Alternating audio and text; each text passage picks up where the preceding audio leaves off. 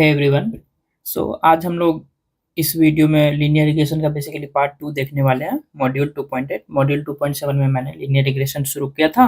वहाँ पे हमने सिंपल लीनियर रिग्रेशन पढ़ा था। ठीक है, इसमें मैं आप लोगों को सिंपल लीनियर रिग्रेशन का एक बार ओवरव्यू दे दूंगा। फिर हम लोग पढ़ेंगे मल्टीपल लीनियर रिग्रेशन क्या होता है, polynomial linear regression, feature scaling, importance in linear regression, इसका इंपॉर्टेंस क्या है फीचर स्केलिंग का लीनियर रिग्रेशन में हम समझेंगे। फिर आउटलायर का इफेक्ट क्या पड़ता है लीनियर रिग्रेशन पे, वो हम लोग अच्छे से समझेंगे। और over fitting, under fitting, best fitting, ये सब समझेंगे। काफ़ी इंपॉर्टेंट टर्म है ये सब। फिर हम लोग बायस वेरिएंस ट्रेड ऑफ देखेंगे एंड इसका हम लोग डेरिवेशन भी देखेंगे कि बेसिकली इसका मैथमेटिक्स भी देखने वाले हैं, अच्छे से समझेंगे डिटेल में। ठीक है, उसके बाद हम लोग देखेंगे regularisation in linear regression, detail में देखेंगे। रेगुलराइजेशन को अच्छे से समझने की कोशिश कर रहे होंगे। ओके, ठीक है। अगर मैं आप लोगों को सिंपल लीनियर रिग्रेशन का ओवरव्यू बताऊं, तो जैसे कि हमने देखा था, अगर आप लोग को याद हो, हमारे पास क्या था, जो हमारा ट्रू डेटा जो जनरेट होता है रियल वर्ल्ड में, वो क्या होता है, किसी कोई एक फंक्शन होगा और प्लस में एप्सिलॉन नॉइज होता है, जो कि एक रेंडम चीज़ है जिसे हम मेजर नहीं कर सकते। ठीक है, एक्स्ट्रा टर्म होता है। ठीक है, एक होता है कुछ पैटर्न फॉलो करके वो डेटा जनरेट होगा, बट कुछ कुछ रैंडम होता है ना कुछ डेटाज में, तो वो हम इसको सिग्मा लिख देते हैं। ओके, नोन टर्म को। ये हमारा डेटा जनरेशन प्रोसेस होता है। इसके बाद हमने लीनियर रिग्रेशन डिफाइन किया था ऐसे सिंपल में एक वेरिएबल के साथ, एंड उसका लॉस फंक्शन हमने ये देखा था। ठीक है, मीन स्क्वायर एरर, MSE।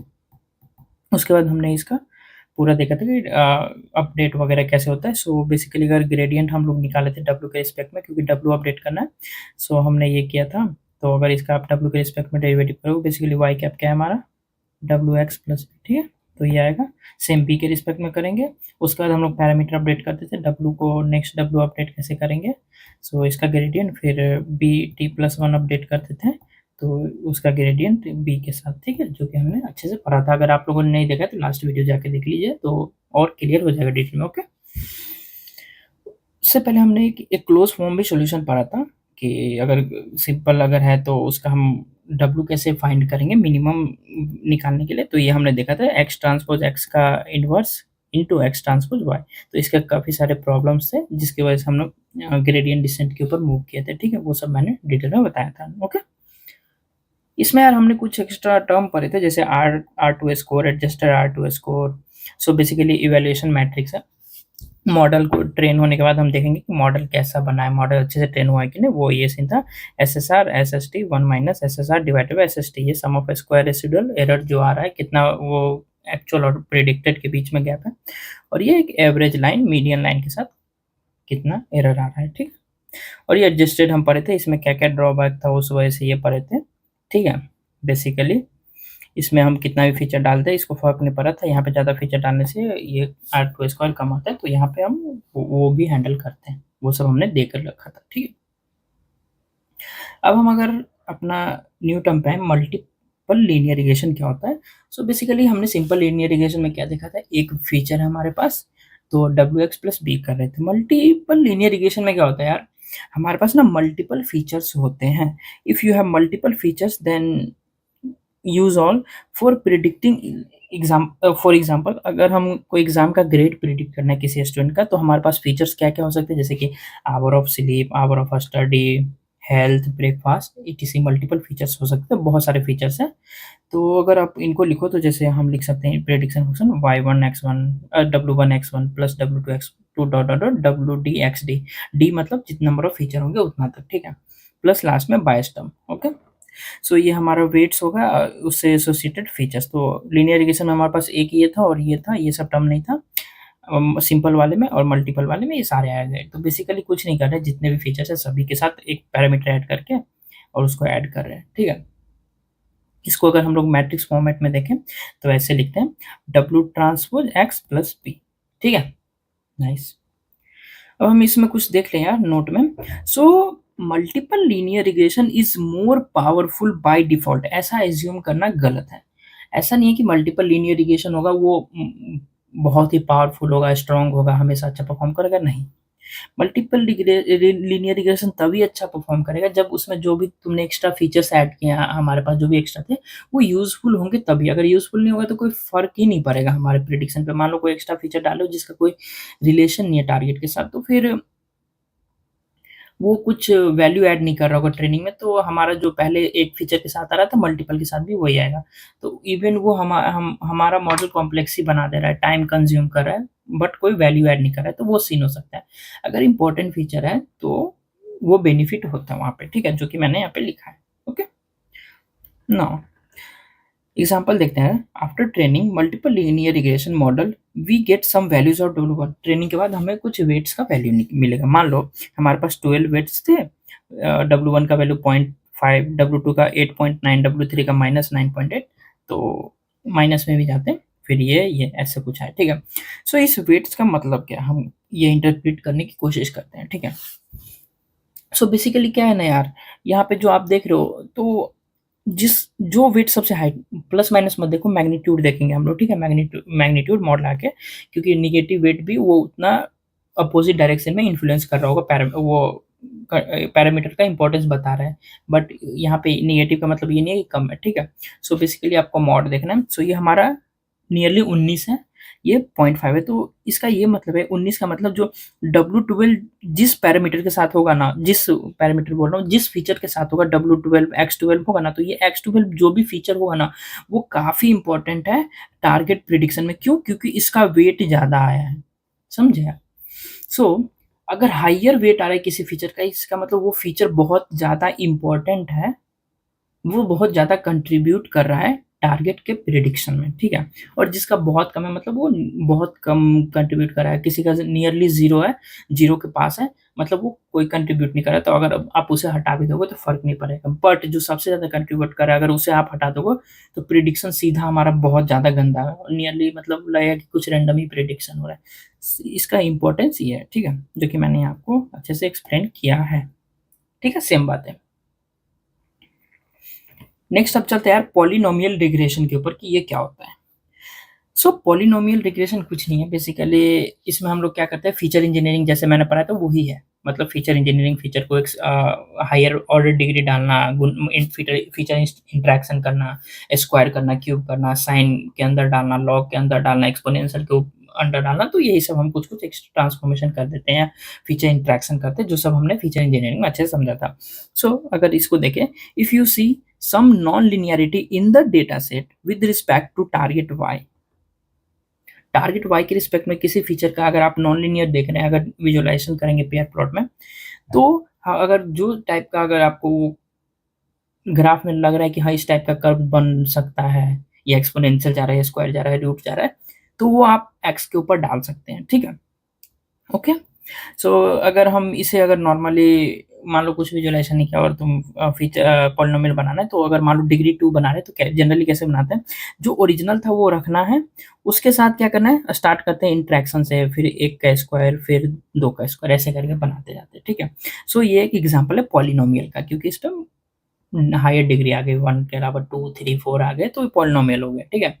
इसके अलावा भी बहुत चीज़ें, जैसे मैंने बताया फीचर इंजीनियरिंग, फीचर को मल्टी आप ऐसे भी लिख सकते हो, W1 x1 plus W2 x2 original रखना है, प्लस W3 साइन x1, अगर साइन का कुछ कर्व दिख रहा है तो बेनिफिट होगा, W4 e raise to x2, ऐसा कुछ भी लिख सकते हो, ठीक है। तो ये हम फीचर इंजीनियरिंग में समझेंगे, देख देख के कैसे लिखते हैं, वो उससे आप अंडरस्टैंड कर सकते हो डेटा विजुअलाइज करके। डन, ठीक है। सो ये हमने देख लिया। नेक्स्ट देखते हैं feature scaling importance linear regression, जो कि मैंने बताया, तो ये इंपॉर्टेंट क्यों है फीचर स्केलिंग, ठीक है। बेसिकली लीनियर रिग्रेशन के जो भी टाइप थे सब हमने पढ़ लिया। अब हम देखते हैं कि फीचर स्केलिंग का क्यों इंपॉर्टेंस होता है लीनियर रिग्रेशन में। बेसिकली मैंने ये बता रखा है स्केलिंग क्या है, बट यहाँ पे अच्छे से समझते हैं कि है क्या, क्यों इंपॉर्टेंस है।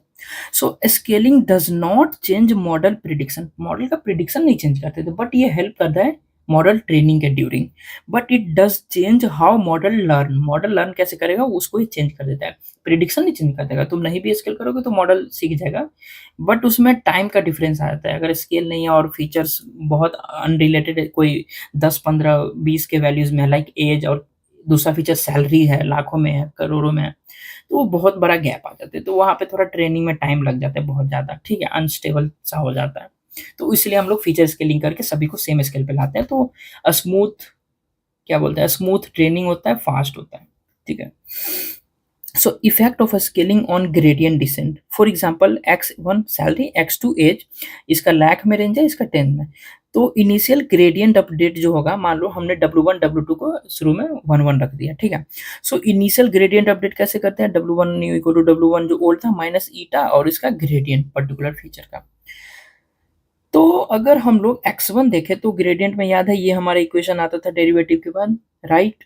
तो यहाँ पे देखो W1 में ये उसका फीचर्स मल्टीप्लीकेशन है, तो जो बड़ा था x1 था वो लैक्स में था, तो ये बहुत बड़ा नंबर होगा, ठीक है, ये बहुत बड़ा टर्म बन जाएगा, लैक्स में आएगा।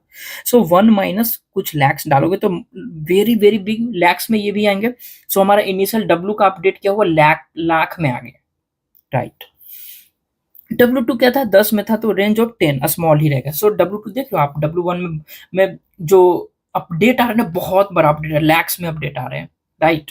और W2 में क्या आ रहा है, स्मॉल। तो इसमें क्या इशू होगा, अगर ईटा आपने मान लो थोड़ा बड़ा 1 रख लिया है फॉर एग्जाम्पल, तो ये एक बार में 1 लाख 2 लाख जंप मतलब डिस्टेंस कवर कर रहा है, और ये बस 10 कवर कर रहा है। सोच लो, तो वो ग्रेडियंट का जो लॉस का कर्व हम लोग देखे थे ना, लॉस का पैरामीटर के साथ, तो वो जो ऐसा आता पहाड़ से नीचे उतारे, तो ये इस पहाड़ से नीचे गड्ढे में जाने की जगह इतना बड़ा हो गया इसका अपडेट कि इस पहाड़ से दूसरे पहाड़ पे चढ़ जा रहा है, नीचे नहीं जा पा रहा है, ये इशू हो जाता है, ठीक है, okay. But after training when we reach to the minima, अगर मान लो तुमने स्केल नहीं भी किया है, तो after training when we reach to the minima क्या होगा, थोड़ा सोचो, ये सब ना सोचने वाली चीज है, सोचोगे तो आप लोगों को अच्छे से समझ में आएगा। क्या होता है कि W1 X1 W2 X2 equal to Y, तो हमें Y प्रेडिक्ट करना है फाइनली। X1 हमारा बड़ा था, X2 हमारा छोटा था। सो इनिशियली जो W1 का अपडेट हुआ बहुत बड़ा, वो लैक्स में आ गया, I understand. But at the end क्या होगा, जब फाइनली अगर ट्रेन हो जाएगा विदाउट स्केलिंग भी, अगर फुल्ली ट्रेन हो गया ना, तो एज्यूम करके देखो, भले ही शुरू में W1 बहुत बड़ा अपडेट मिला, but after fully training W1 बहुत छोटा हो जाएगा कंपेयर टू W2। वाई? क्योंकि देखो W1 इंटू X1 है, तो X1 बड़ा नंबर है, तो जब हम फाइनली ट्रेन कर देंगे तो हमें Y कुछ मान लो कुछ नॉर्मल प्रिडिक्ट करना है, बंदे का घर का एरिया कितना होगा उस बंदे का, एज ये है और सैलरी है, तो वो तो एरिया तो छोटा ही टर्म होगा, हंड्रेड्स में होगा, बट ये एक्स बहुत लैक्स में है, तो उसके लिए उसके साथ मल्टीप्लीकेशन छोटा होना चाहिए, तभी ना वो टर्म छोटा हो पाएगा ओवरऑल, ठीक है। सो आफ्टर ट्रेनिंग एक्स, ये इंपॉर्टेंस जो है W1 जो है बहुत छोटा आ जाता है, 0.01 0.001 में, बट हमारा W2 क्या रहेगा, 1 2 3 फॉर एग्जाम्पल टेंस में आ गया, ठीक है। तो यहाँ पे आफ्टर ट्रेनिंग आपको W2 ओवरऑल बड़ा दिखेगा, बट इनिशियली W1 का बड़ा अपडेट था, तो सोच लो W1 को बहुत बड़े नंबर से बहुत छोटे पे आना पड़ा, W2 1 से 10 के बीच में ही रहा, तो वो ठीक ठाक अपडेट हुआ, मतलब ज्यादा गैप नहीं है। बट यहाँ पे देखो लैक्स से 0.001 यानी कि करोड़ों का गैप आ गया, करोड़ों टाइम्स गैप आ गया, ठीक है। तो इसलिए ये अनस्टेबल होगा, क्योंकि उसको यहाँ से यहाँ पहुंचने में बहुत टाइम लगा होगा, अनस्टेबल रहा होगा ट्रेनिंग, ये इशू आता है, ठीक है। So W1 become very very small, W2 become normal in normal range, ठीक है।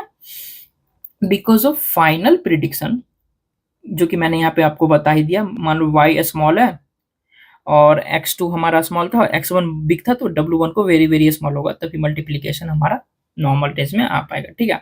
नहीं समझ में आया तो आप अच्छे से सोचो, इजीली समझ में आ जाएगा। ये सब मैं कुछ भी पढ़ाता हूँ ना, तो आप ना विजुअलाइज क्या करो, चीज़ों को सोचा करो, तभी समझ में आएगा, ठीक है। अन्यथा ऐसे केवल पढ़ रहे हैं, नोट्स ले रहे हैं, रीडिंग कर रहे हैं, रिमेंबर कर रहे हैं, मेमोराइजेशन कर रहे हैं, याद कर रहे हैं, तो वो बेनिफिट नहीं होता लॉन्ग टर्म में, ठीक है। एग्जाम नहीं देना है, हमें सीखना है, ठीक है। Nice. Now so W1 from very big it will become very very small after training, so it will be very unstable and zigzag update in gradient। zigzag मतलब इधर से उधर, इधर ऐसे ऐसे होता है ना, मैंने ऐसे ही दिखाया था, ऐसे फिर ऐसे फिर ऐसे, zigzag चल रहा है, एकदम ऐसा नहीं आ रहा है कि इस कर्व पे ऐसे ऐसे ऐसे नॉर्मली आ रहा है, ये नॉर्मल अपडेट है, वो zigzag इधर से उधर जंप कर रहा है, ठीक है, वो सीन होगा। तो अगर अपन इसका कॉन्टूर देखें, कॉन्टूर मैंने समझाया था उधर, कि वो बेसिकली आप पहाड़ को ऊपर से देखो और उसको स्लाइसेस काटो तो ऐसा कुछ दिखेगा बहुत सारा, ठीक है? ऐसे छोटे-छोटे मैंने इसमें नहीं बताया, ऐसे ऐसा कुछ बन रहा होगा, ठीक है?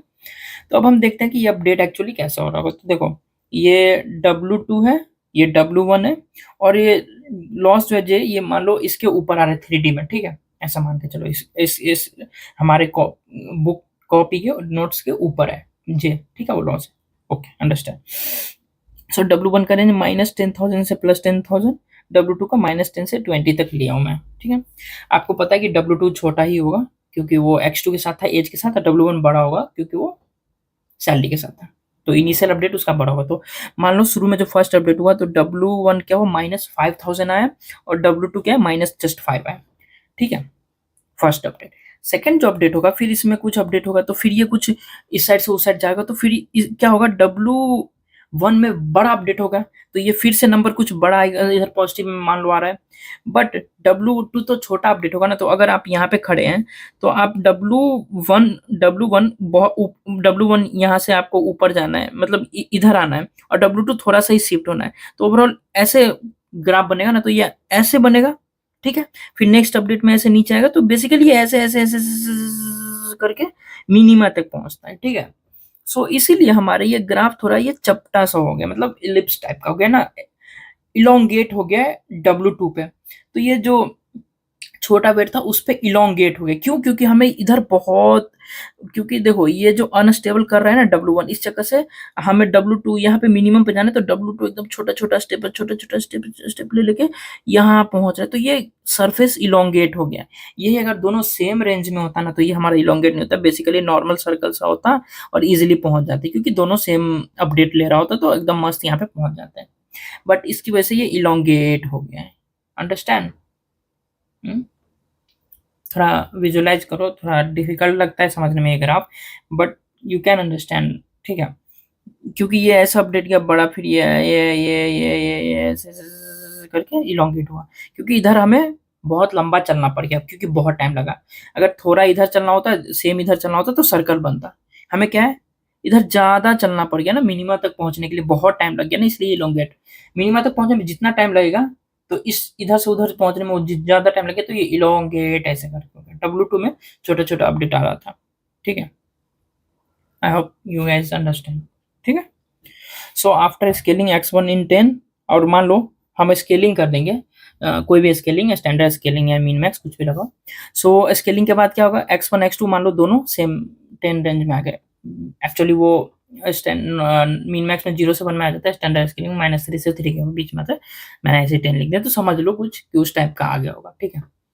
सो छोटा दोनों नंबर सेम रेंज में आ गया। सो सेम रेंज में आने के बाद मैंने क्या बोला, वो सर्कुलर टाइप का उसका वो यहाँ पे W2 W1 का ये बनेगा और ये मस्त यहाँ से एकदम स्मूथ अपडेट होता है और यहाँ पे आके सीधे पहुंच जाता है। फास्ट भी होता है और अनस्टेबल नहीं होता है ना, फास्ट कन्वर्जेंस एंड स्मूथ है। देख लो सीधे पहुंच गए, ठीक है?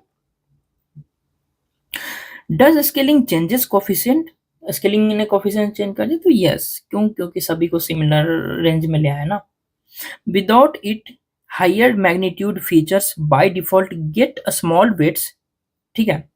क्योंकि अगर तुमने स्केलिंग नहीं किया था तो क्या था, हायर मैग्नीट्यूड वाला जो फीचर्स था उसके वेट बहुत छोटे हो गए थे क्योंकि ओवरऑल उसे मल्टीप्लिकेशन स्मॉल करना था।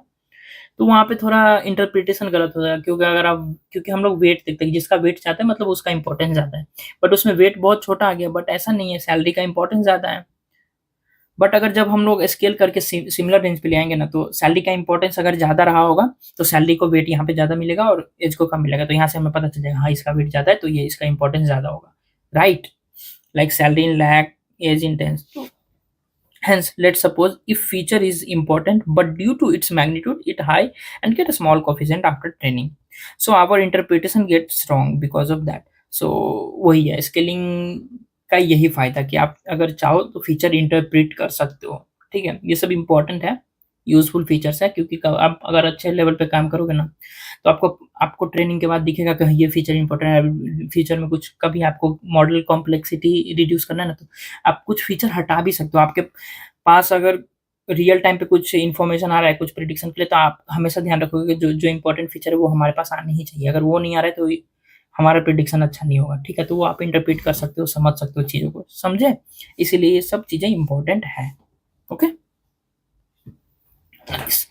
अब हम लोग देखते हैं यार effect of outlier in linear regression. Linear regression में आउटलायर का इफेक्ट क्या है, ठीक है। So basically linear regression generally हम लोग मीन स्क्वायर एरर यूज करते हैं, ठीक है। इसका मतलब क्या है, हम लोग एरर का क्या करते हैं, स्क्वायर कर रहे हैं, राइट। यहाँ तक समझ में आ गया। तो इस वजह से क्या है कि हमारा जो एरर स्क्वायर होने की वजह से क्या है, it means large error get square, huge influence, मतलब बहुत ज़्यादा बड़ा एरर आ रहा होगा ना तो मॉडल बहुत ज़्यादा शिफ्ट हो रहा होगा। क्योंकि अगर मान लो बहुत बड़ा एरर आए, क्यों, कब आता है, जब हमारा जो एक्चुअल प्रिडिक्शन है उससे बहुत ज़्यादा दूर कोई पॉइंट है, तो बहुत बड़ा एरर आएगा तो मॉडल क्या करेगा, उसको रिड्यूस करने के लिए अपना प्रिडिक्शन लाइन जो है थोड़ा उसके तरफ शिफ्ट करेगा, उस पॉइंट की तरफ, जिससे कि वो उसका गैप कम हो जाए, तो एरर हमारा कम हो, ठीक है। ये काम होता है। तो यहाँ पे एक एग्जाम्पल मानो, ये सब जो ब्लैक डॉट्स है ये सब हमारे डेटा है, और यहाँ पे मान लो एक आउटलायर है, सिंपल।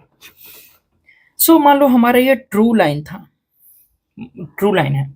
यहाँ पे क्या हो रहा होगा, एरर हम लोग निकालें तो इन सब का कुछ कुछ एरर आ रहा है, और ये आउटलायर के बीच में एक एरर आ रहा है। तो ये देखो, ये बहुत, ये तो इतना दूर है तो ये लार्ज है इसका गैप। उसके बाद मीन स्क्वायर एरर की वजह से स्क्वायर करने से ये बहुत बड़ा एरर हो जाएगा। इस वजह से क्या करेगा, अपना लाइन लाइन यहाँ से शिफ्ट होके इस इधर आने की कोशिश करेगा, इधर आने की कोशिश करेगा, ठीक है।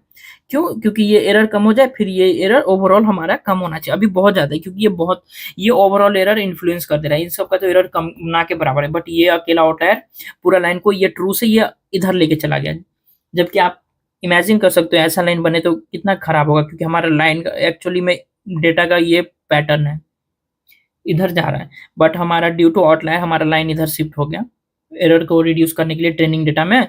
और टेस्ट टाइम पे क्या होगा, ऑब्वियसली गंदा मॉडल है, क्योंकि ये कोई लाइन ही नहीं है, इधर बनना चाहिए था एक्चुअल ना, तो ये इशू क्रिएट हो जाता है, ठीक है। So we try to minimise the loss और our curve get shifted above like this. ये हमारा लाइन 2 आ गया ड्यू टू आउटलायर, तो ये प्रॉब्लम हो सकता है। तो इसीलिए हम क्या करते हैं यार, because it accuracy on test data get bad, obviously line गलत बन गया तो टेस्ट डेटा में तो क्योंकि मैक्सिमम डेटा ये है तो एक्यूरेसी गलत ही है ना। सो हम लोग इसीलिए आउटलायर हैंडल करते हैं, शुरू में ही आउटलायर वगैरह रिमूव कर लेते हैं, जैसे कि हमने देखा था कि कैसे रिमूव करते हैं आउटलायर हैंडल, ये सब हमने शुरू में पढ़ा था, ठीक है। सो वैसे करके पहले आउटलायर वगैरह हैंडल करना है, फिर अपना काम करना है। Nice. So and if outlier is important, अगर आउटलायर मान लो इंपॉर्टेंट है तो तुम लोग क्या कर सकते हैं, mean square absolute error use कर सकते हैं। एक नया और है एम ए जो मैंने बताया था, हम लोग लॉस फंक्शन जो यूज करते हैं लीनियर रिग्रेशन में, वो मीन स्क्वायर था, मीन एब्सोल्यूट एरर यूज करते हैं लॉस फंक्शन, बट इसमें यही प्रॉब्लम है कि ये जीरो पे नॉन डिफरेंशिएबल हो जाता है, ठीक है। तो वो थोड़ा केस हैंडल करना होता है, बाकी आप इसे यूज कर सकते हो, ठीक है। बट जनरली अपन लोग लीनियर रिग्रेशन में मीन स्क्वायर एरर ही यूज करते हैं। आप आउटलायर वगैरह हैंडल कर लो, क्योंकि मीन स्क्वायर एरर क्या करता है ना, हमें एवरेज वैल्यू देता है वाई का, ठीक है। जैसे कि हमने जाना था expected value, mean absolute error क्या करता है, मीडियन वैल्यू देता है। आई क्यों देता है, आप इसका सर्च वर्च करके पढ़ सकते हो, इसका डेरिवेशन समझ में आ जाएगा। ये मीन एब्सोल्यूट एरर फोर्स करता है मॉडल को मीडियन प्रिडिक्ट करने के लिए, और वो मीन एब्सोल्यूट एरर, क्योंकि वो आपको पता है मीन से डेरिवेट वगैरह हुआ तो वहां से डिराइव वगैरह किए थे, तो वहां पे हमने देखा था, तो वो एक्सपेक्टेड वैल्यू आता है, ठीक है, ठीक है। सो आई होप यहाँ तक आप लोगों को सारी चीजें अच्छे से क्लियर हो गई होगी, ठीक है। अब हम लोग पढ़ते हैं यार under fitting, over fitting, best fit. ये होता क्या, अंडर फिटिंग, ओवर फिटिंग, ये सब काफी इंपॉर्टेंट टर्म है, आपको इंटरव्यू में भी आते हैं ये सब चीजें। तो जो भी मैं पढ़ाता हूँ काफी रेलिवेंट रहता है, अननेसेसरी चीजें नहीं पढ़ाता हूँ, इंपॉर्टेंट है। अगर आप कहीं भी जाओ डिटेल में, अगर किसी कंपनी ने पूछा तो आप जवाब दे सकते हैं मैथमेटिकल लेवल पे भी, ठीक है। सो अंडर फिटिंग क्या होता है, अंडर फिटिंग क्या है, model learn too little, model बहुत कम सीख पाया तो उसे हम अंडर फिटिंग बोलते हैं, मतलब जिसने डेटा देख के बहुत कम सीखा, सिंपल मॉडल है। ओवर फिटिंग क्या होता है, टू मच, मतलब मॉडल टू मच लर्न कर लिया, बहुत ज्यादा सीख गया, मतलब ट्रेनिंग डेटा को उसने रट लिया, ऐसा है कि एरर एक्यूरेसी बहुत हाई आ रहा है ट्रेनिंग डेटा पे, ठीक है। उस चक्कर में क्या, वो नॉइज वॉइस भी रट लिया है, लर्न कर लिया है, मतलब डेटा तो में नॉइज होते हैं, तो उसने क्या नॉइज भी लर्न कर लिया। तो मॉडल ये सीन है। तो ओवर फिटिंग में बेसिकली वो पूरा डेटा को एज अ रिमेंबर समझ लो कि याद कर लिया है, मेमोराइज कर लिया, मॉडल बहुत अच्छे से लर्न कर लिया है। सो इसमें ट्रेनिंग एक्यूरेसी बहुत हाई, ट्रेनिंग लॉस ना के बराबर होगा ट्रेनिंग एरर, क्योंकि ये पूरा मॉडल अच्छे से लर्न कर लिया। बट इसमें ट्रेनिंग एरर हाई होगा, ये बहुत सिंपल मॉडल है, कुछ सीखा ही नहीं, ऐसा समझ लो। बेस्ट फिट क्या है यार? ऐसा मॉडल जिसने बहुत खराब भी नहीं सीखा, बहुत एक्स्ट्रा भी नहीं ऐसा सीख लिया कि वो ओवर फिट कर गया है, मतलब वो डेटा को रिमेंबर ही कर लिया कि उसके अलावा मुझे कुछ दिमाग में आता ही नहीं है, वो नॉइज वॉइस भी लर्न कर लिया। ये क्या है? बेस्ट फिट है, जस्ट रियल पैटर्न जो डेटा में था उसको इसने सीखा, ठीक है। ओके, सो फॉर एग्जाम्पल अगर आप ऐसा देखो तो ये देखो डेटा का हमारा कुछ ऐसा पैटर्न है। हम्म? तो अगर आप लोग को ये पता है बेस्ट फिट क्या होगा, जो एकदम ऐसे करके कुछ लाइन गुजर रहा होगा वो हमारा बेस्ट लाइन होगा, क्योंकि एकदम बीच से गुजर रहा है तो बेस्ट मॉडल है। अंडर फिटिंग क्या होगा? कोई भी लाइन ऐसे बना दो, ऐसे बना दो, ऐसा लाइन जो पैटर्न को फॉलो ही नहीं कर रहा है, ये एकदम नॉर्मल ऐसे निकल गया या ऐसे निकल गया या ऐसे निकल गया, ठीक है, तो अंडर फिटिंग है, मतलब वो बहुत गंदा है मॉडल। ओवर फिटिंग क्या है कि देखो सारे डेटा से ये कर्व गुजर रहा है, ठीक है, ये सभी को याद कर लिया, एकदम एकदम एग्जैक्ट सारे पॉइंट से ही जा रहा है, तो इसमें एरर बहुत कम होगा ट्रेनिंग में। बट यही देखो अगर ऐसे करके फिर आगे इधर कहीं चला दी, कहीं ऐसा चला गया, कुछ भी हो सकता है, ठीक है। तो आप देख सकते हो टेस्ट डेटा में तो हमारा डेटा ऐसा कुछ अलग आ रहा होगा, इससे एग्जैक्ट ट्रेनिंग डेटा तो नहीं आएगा ना, टेस्ट डेटा में कुछ अलग डेटा होगा, तो यहाँ पे वो बहुत खराब परफॉर्म करेगा कंपेयर टू दिस मॉडल। ये थोड़ा जैसा ट्रेनिंग डेटा में था वैसे टेस्ट डेटा में भी होगा। ये तो रट लिया ना ट्रेनिंग डेटा को, तो टेस्ट डेटा में तो मान लो ये पॉइंट यहाँ आ गया तो ये इतना बड़ा गैप दे रहा है, मान लो पॉइंट यहाँ आ गया तो ये इतना बड़ा एरर दे रहा है, मान लो पॉइंट यहाँ आ गया तो इतना बड़ा एरर दे देगा, बट ये तो इतना ही एरर देगा जितना दे रहा था यहाँ पे भी। समझ लिया आप लोग? तो ये इशू है ओवर फिटिंग के साथ। और अंडर फिटिंग तो बहुत सिंपल है, ठीक है। तो हमें बेसिकली इसको देखना है कि ये मैनेज कैसे होगा, ठीक है। ये सब हम अपन आगे इसके बाद पढ़ेंगे, रेगुलराइजेशन, जिसमें सीखते हैं कि ये सही कैसे होता है, ठीक है। ओके, चलो अब हम थोड़ा और अच्छे से इसको समझते हैं। अंडर फिटिंग क्या है? अंडर फिटिंग, अंडर फिटिंग मतलब मॉडल ने कुछ नहीं सीखा। If model is too simple to capture the true relationship, उसे हम अंडर फिटिंग बोलते हैं। सपोज ट्रू फंक्शन ये था, मॉडल ने एजम्पशन, मॉडल का एजम्पशन था डब्ल्यू एक्स प्लस बी, उसे लगा ऐसा होना चाहिए, बट रियल पैटर्न था डेटा में स्क्वायर का, तो हम अगर यहाँ पे डब्ल्यू एक्स स्क्वायर करते तो अच्छा बनता मॉडल, बट हमने एक्स ले लिया, डेटा का पैटर्न ऐसा था, ऐसा जा रहा, तो वो ऊपर की ओर एकदम स्क्वायर टाइप से, है ना, अगर स्क्वायर हम बनाते तो वो डेटा लर्न कर पाता है, बट हमने सिंपल ले लिया तो ऐसा या ऐसा कोई लाइन खींच दिया इस वजह से। समझ रहे हैं आप लोग? सो ये सीन है, हम मॉडल हमारा मतलब हमारा डेटा का पैटर्न स्क्वायर था, बट हमने सिंपल लीनियर रिग्रेशन फिट कर दिया, तो इसीलिए इसे अंडर फिटिंग बोलेंगे, अच्छा ट्रू पैटर्न नहीं सीख पाया। सो इस केस में क्या होगा? ट्रेनिंग एरर हाई होगा ऑब्वियसली, क्योंकि अच्छे से सीखना है तो ट्रेनिंग में एरर हाई ही होगा। अगर और टेस्ट या वैलिडेशन में भी सेम एरर हाई होगा, क्योंकि मॉडल का पैटर्न इसने सीखा ही नहीं, ठीक है। इसे हम लोग हाई बायस भी बोलते हैं। बायस यहाँ पे क्या सेंस है? एक्चुअल वैल्यू और प्रिडिक्टेड वैल्यू के बीच के जो गैप है ना, उसे हम लोग बायस बोलते हैं, ठीक है। जैसे कि ये जो गैप है ना, ये इसे हम लोग बायस बोलते हैं, ठीक है, इसे हम बायस बोल रहे हैं। ओके, एग्जाम्पल दे देखते हैं। मान लो you are on tailor shop, मान लो तुम टेलर शॉप पे गए कपड़े सिलवाने, ठीक है, और उस दुकानदार ने क्या किया, तुम्हारा बस हाइट का मेजर किया, कुछ नहीं, बाजू को मेजर नहीं किया, ऐसे शोल्डर वगैरह कुछ मेजर नहीं किया, बस तुम्हारा हाइट मेजर किया, और वो बोला कि ठीक है मैं सिल दूंगा कपड़े।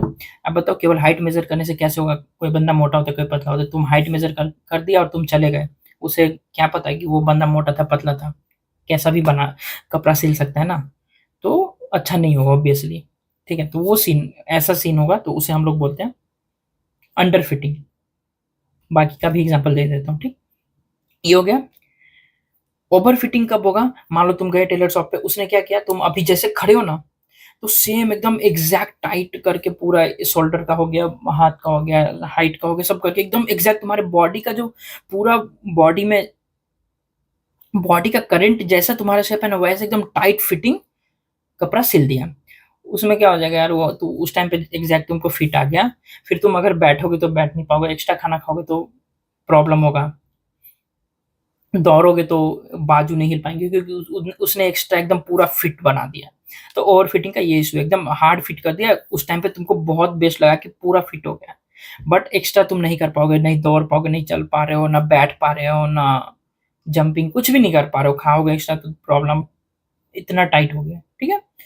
तो अंडर फिटिंग ओवर फिटिंग समझ गया। बेस्ट फिट क्या है यार, बस जितना पैरामीटर चाहिए उसने उतना ही मेजर किया, हाँ ये मेजर किया, चेस्ट मेजर किया, हाइट मेजर किया, बस हो गया। और उस पर वो थोड़ा ढीला करके जो भी जैसे सिलते हैं सिल दिया। अभी तुम कुछ भी करो फिट आ रहा है कपड़ा, मतलब सही है, परफेक्ट है, ठीक है, ये बोलते हैं परफेक्ट। समझ गए, ये सीन होता है तीनों का। ओके, तो सॉल्यूशन क्या है यार, अगर हमारा model over fitting under fitting है, अच्छा नहीं है, तो क्या कर सकते हैं, तो रेलिवेंट एक्स्ट्रा फीचर्स ऐड कर सकते हैं, या फीचर का हम पैटर्न स्क्वायर कर सकते हैं, साइन में एक्सपोनेंशियल में डाल सकते हैं पैटर्न देके डेटा का, ठीक है, फीचर ट्रांसफॉर्मेशन। उसके बाद अगर हमने रेगुलराइजेशन लगा रखा है तो रेगुलराइजेशन टर्म को कम कर देंगे, ठीक है, ये हम आगे समझेंगे जब इसके बाद पढ़ेंगे ये क्या, ठीक है। ओके, हम्म, या और तुम ट्रेनिंग और एक्स्ट्रा ट्रेनिंग करो तो उसमें वो भी होगा, तो और ट्रेनिंग एक्स्ट्रा करो। ओके, तो ये सब चीजें थी। अब अपन ओवर फिटिंग देखते हैं। So it is a model is too complex and capture noise also like memorizing the training data, ठीक है। तो बेसिकली इसमें मॉडल इतना कॉम्प्लेक्स हो जाता है, इतना कॉम्प्लेक्स हो जाता है कि वो सारी चीजें लर्न करने लग जाता है। अब बोलोगे ऐसे कैसे होता है, मतलब कितना भी कॉम्प्लेक्स कर दोगे तो सारा चीज पूरा डेटा कैसे याद कर लेगा, ठीक है। तो एक एनालॉजी देता हूँ, मान लो सिंपल से एग्जांपल लेते हैं अपन। मान लो हमारे पास दो फीचर है x1 x2, ठीक है। x1 x2 अगर दो फीचर है, हमारे पास डेटा पॉइंट केवल एक ही है, सिंपल है, ऐसा लाइन बना के वो सीख जाएगा। अगर दो भी डेटा पॉइंट है, कहीं पे भी तुम दो डेटा पॉइंट रखो, तो ऐसे करके एक लाइन, तो एक लाइन बना के हम, अगर हमारे पास दो डेटा पॉइंट है तो वो याद कर लिया। अगर अपन 3D में जाएंगे तो हमारे पास तीन डेटा पॉइंट होंगे, तो हमारे पास लाइन नहीं बन रहा, वहां पे एक प्लेन बन रहा होगा। तो अगर तुम 3D में देखो, कोई भी तुम तीन पॉइंट कोई भी तुम एज्यूम कर लो, माइंड देख लो विजुअलाइज करके कोई भी तीन पॉइंट्स, तो उसको काटते हुए एक प्लेन आराम से क्रॉस कर सकते हैं, तीनों को याद कर लेगा, तीनों उस प्लेन पे ही आ जाएंगे। तो उसने इसका मतलब ये रट लिया, समझ रहे हो, अगर दो ही पॉइंट था और इसने ऐसे लर्न कर लिया। बट एक्चुअल जब टेस्ट में देखोगे तो मान लो ऐसा कुछ पैटर्न आ रहा था, तो ये गंदा है ना, ठीक है। टेस्ट टाइम पे मॉडल गंदा परफॉर्म करेगा, लेकिन ट्रेनिंग टाइम पे इसने 100% एक्यूरेसी दे दिया, सीधे पॉइंट फिट कर दिया। तो ये भी रीजन है कि डेटा हमारे पास कम नहीं होना चाहिए। अगर ओवर फिटिंग हो रहा है तो उसका एक सोल्यूशन ये भी है कि हम डेटा सेट बढ़ा दें, तो वो उसको और ज़्यादा ब्रॉडर चीज़ें देखने को मिलेगी डेटा में, तो वो उनको भी सीखने की कोशिश कर रहा होगा, ठीक है, ये होता है। इसे हम कर्स ऑफ डायमेंशनैलिटी भी बोलते हैं, जो कि अपन आगे पढ़ेंगे अच्छे से, ठीक है, नाइस। सो सेम इसका भी देखते हैं अपन। सपोज ट्रू फंक्शन क्या था, y equal to F X plus sigma, model ने क्या सीख लिया, F X plus sigma, model ने भी F X plus sigma, actually इसने नॉइज भी लर्न कर लिया, एकदम एग्जैक्ट फिट कर दिया ट्रेनिंग डेटा को। तो ये नॉइज था, ये रैंडम था, तो टेस्ट टाइम पे ये कुछ और हो सकता है, ट्रेनिंग टाइम पे जो था उसके अलावा कुछ और होगा, तो फिर वो ये टर्म तो काम नहीं आएगा ना, तो फिर वहां पे खराब परफॉर्म करेगा। तो यही है ट्रू ट्रू मॉडल के ट्रेनिंग डेटा को एग्जैक्ट फिट कर दिया, तो ये ओवर फिटिंग हो जाता है, ठीक है। इसका मतलब ये भी है कि Y heavily depending on sample, जो ट्रेनिंग डेटा हुआ उसको पूरा सीख लिया, तो सैंपल पे डिपेंड करता है। तुम ट्रेनिंग डेटा में से कोई भी पॉइंट दोगे तो मॉडल 100% एक्यूरेट हो जाएगा वहाँ पे, ठीक है। तो इस वजह से क्या होगा यार, ट्रेनिंग एरर क्या आएगा, बहुत ही कम आएगा, क्योंकि उसने एग्जैक्ट रिमेंबर ही याद ही कर लिया पॉइंट्स को, तो training error very low. But validation या टेस्ट एरर बहुत ही हाई आएगा, ठीक है, जैसे कि मैंने बताया था कि वैलिडेशन टेस्ट एरर बहुत हाई आएगा, क्योंकि ट्रेनिंग डेटा पे उसने ओवरफिट कर दिया मॉडल, ठीक है, that's why it's high validation error आ रहा होगा। इसे हम लोग हाई वेरिएंस बोलते हैं, ठीक है। इसका क्या मतलब हुआ हाई वेरिएंस, वेरिएंस तब हम लोग बोलते हैं कि हाई वेरिएंस मतलब, मान लो हमारे पास सेम पॉपुलेशन है, सेम टाइप से डेटा जनरेट हुआ है, बट मल्टीपल डेटा सेट हम बना दिए, ठीक है, छोटा छोटा छोटा छोटा, तुमने इस डेटा पे ट्रेन किया, तो इसका कुछ पैटर्न उसने ऐसे सीख लिया, ऐसे लर्न कर लिया, पूरा याद कर लिया, तो तुम दूसरे डेटा पे जाओगे तो ये मॉडल यहाँ पे गंदा परफॉर्म कर रहा है। तो इसका मतलब ये वेरिएंस बहुत आ रहा है दोनों में, मॉडल के लिए, मॉडल यहाँ पे जब प्रिडिक्ट कर पा रहा है, यहाँ पे नहीं कर पा रहा है, यहाँ पे नहीं कर पा रहा है, अलग डेटा सेट पे, बट सब सेम ही है। तो यहाँ पे हाई हाई वेरिएंस आ गया। इस मॉडल के लिए क्या था कि जितना तुमने डेटा ट्रेनिंग के लिए दिया था, उसने समझा कि हाँ पूरी दुनिया मेरे लिए यही है, मैं इसको पूरा याद कर लेता हूँ, ठीक है। बट जब यहाँ पे आए तो मॉडल फट गया, काम नहीं किया। ऐसा ही है अभी रियल वर्ल्ड में भी, जो भी तुम ऑटोनॉमस व्हीकल भी देखते हो ना, यूएस का एक देखते हो टैक्सी, जो कि ऑटोमेटिक टैक्सी है, लोग कॉल करते हैं, वो मतलब बुलाते हैं, टैक्सी आ जाती है, पूरा ड्राइवरलेस है, हर चीज़ है, बहुत अच्छा चलता है। यूएस में तो सबको लगता है कि एकदम पूरा फुल्ली ऑटोनॉमस है, ऐसा नहीं है। वो एक पर्टिकुलर फिक्स एरिया है यूएस में जहाँ पे वो चलती है। कंपनी ने क्या किया, वो पूरा एरिया का जो भी मैप है, सारा ईच एक लोकेशन को उन्होंने डेटा सेट में डाल रखा है, पूरा मैप बना रखा है पूरा उस सिटी का, एग्जैक्ट 3D मैप फिट कर रखा है मॉडल को। तो उसने पूरा रट ही लिया है। अगर तुम उस सिटी से बाहर निकाल दो ना और वहां पे गाड़ी चलाओ ना, तो वो नहीं चलेगा, ठोक देगा किसी को भी। समझ रहे हो, ये होता है। तो अगर कोई तुमने ऐसा मॉडल जनरलाइज बना दिया जो हर जगह चल रहा है, जो कि मतलब बहुत बहुत हाईली इम्पॉसिबल हो जाता है, मुश्किल हो जाता है, ठीक है। मे बी फ्यूचर में हो, बट बहुत मुश्किल है यार, मतलब ये सब चीजें अचीव करना। समझे तू, अगर वो अचीव हो रहा है तो वो जनरल मॉडल हो गया, जनरलाइज्ड हो गया कि वो सब जगह चल रहा है। अगर ओवरफिटिंग मतलब वो कंट्रोल इन्वायरमेंट में बहुत अच्छा चल रहा है, तो वहां पे उन्होंने ओवरफिट किया, तो कहीं कहीं ओवरफिट अच्छा होता है, ठीक है। सो रियल लाइफ जब काम होता है तो वहां पे दिखता है, बाकी मोस्टली खराब ही होता है। Okay, nice. तो ये सब टेलर वेलर वाला मैंने एग्जांपल ऑलरेडी समझाई दिया आप लोगों को। सो इसका सॉल्यूशन क्या है, अगर आपका मॉडल ओवरफिट कर रहा है, तो आप हो सकता है कि कुछ फीचर्स हटा दो, रिड्यूस कर दो, जो कि आपको लग रहा है अच्छा नहीं है, यूजलेस फीचर्स है, जो कि ऐसे यूजलेस फीचर है जो कि नॉइज लर्न कर ले रहा होगा, नॉइज को सीख ले रहा होगा, तो ऐसे फीचर्स को आप हटा दो, या आप एक्स्ट्रा डेटा ऐड कर सकते हो, ठीक है। तो उससे क्या और पैटर्न उसे दिखेगा, तो वो उसे सीखने की कोशिश करेगा। या तो आप रेगुलराइजेशन टर्म लगाओ अच्छे से, जिससे कि वो ओवरफिट ना करे और नॉर्मल हो जाए। उसके बाद क्रॉस वैलिडेशन, वही वैलिडेशन, क्रॉस वैलिडेशन, ये आप एक्यूरेसी वाला टेबल देखो, याद है, एक ऐसा होता है कि ट्रेनिंग लॉस घटते जा रहा है, ठीक है, वैलिडेशन लॉस घटते गया, एक टाइम के बाद वैलिडेशन लॉस बढ़ने लग गया। क्यों? क्योंकि मॉडल ओवरफिट हो गया। तो जहां पे ये बढ़ने लग गया, आपको दिख गया कि वैलिडेशन लॉस और बढ़ रहा है, तो यहाँ पे आप मॉडल को रोक दो और यहाँ का पैरामीटर्स लेके आगे बढ़ जाओ, मतलब हमारा ये परफेक्ट है, क्योंकि यहाँ पे सब अच्छा चल रहा है, तो ट्रेनिंग यहाँ पे रोक दो, ये देख के वैलिडेशन और ट्रेनिंग डेटा, ठीक है। अब देखते हैं यार बेस्ट फिट क्या होता है, ठीक है। सो बेस्ट फिट क्या है यार, model capture true pattern and ignore the noises. इसमें ये ट्रू पैटर्न बेसिकली, जैसे कि हमारा एक्चुअल मॉडल ये था, तो इसने अ, हमने जो मॉडल एजम्पशन लिया W(x+b) और एक्चुअल मॉडल का भी पैटर्न सिंपल लीनियर ही था, तो इसने ठीक ठाक मॉडल बना दिया। ओके, इसमें क्या होगा, ट्रेनिंग एरर लो होगा, वैलिडेशन भी लो होगा, क्योंकि एक्चुअल पैटर्न इसने सीख लिया, तो वैलिडेशन डेटा पे भी अच्छा परफॉर्म कर रहा होगा, ठीक है। ओके ओके, सो हमने काफ़ी चीज़ें अच्छे से समझ ली।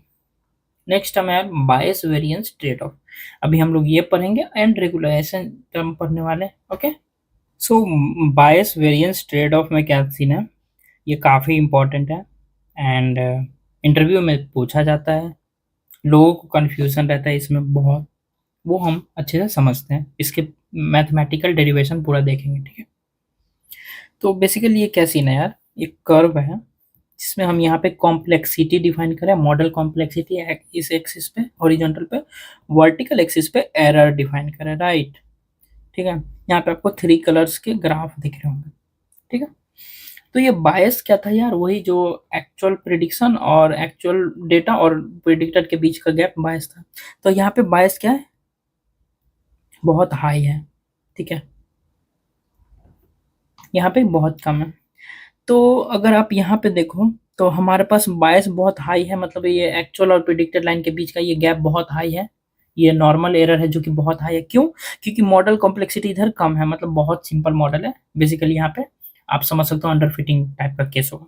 तो यहाँ पे एरर बहुत हाई है, मॉडल कॉम्प्लेक्सिटी कम है। जैसे जैसे आप आगे बढ़ रहे हो, मॉडल को कॉम्प्लेक्स करते जा रहे हो, एरर हमारा कम होते जा रहा है, कम होते जा रहा है, कम होते जा रहा है, यहाँ पे एरर बहुत कम हो गया, ठीक है। ये बेसिकली ट्रेनिंग डेटा पे देख रहे हैं, तो यहाँ पे क्या हो गया, बहुत कम हो गया, ठीक है, ठीक है। मॉडल बहुत कॉम्प्लेक्स कर दिया यहाँ पे, ना के बराबर यहाँ पे आके मान लो बायस एकदम ना के बराबर 0, बहुत कम, छोटा, बहुत छोटा हो गया, और एरर बहुत छोटा, वही ना के बराबर है बायस, एंड मॉडल कॉम्प्लेक्सिटी भी बहुत हाई हो गया है। ठीक है, तो हमने बायस का देख लिया क्या सीन है। वेरिएंस देखते हैं। जब यहाँ पे मॉडल क्या था, बहुत सिंपल था, तो वेरिएंस क्या होता है यार, कम होता है model sample.